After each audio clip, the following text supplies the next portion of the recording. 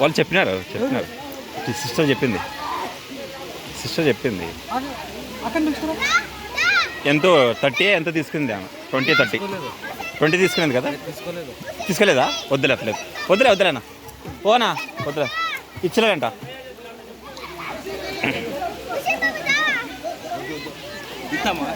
ఏం అమౌంట్ ఇచ్చే మరి అప్పుడే చెప్తే కదా నేను నీకు అప్పా వస్తానమ్మా రోనా వస్తానా ఇచ్చినాడంట 20 రూపాయలు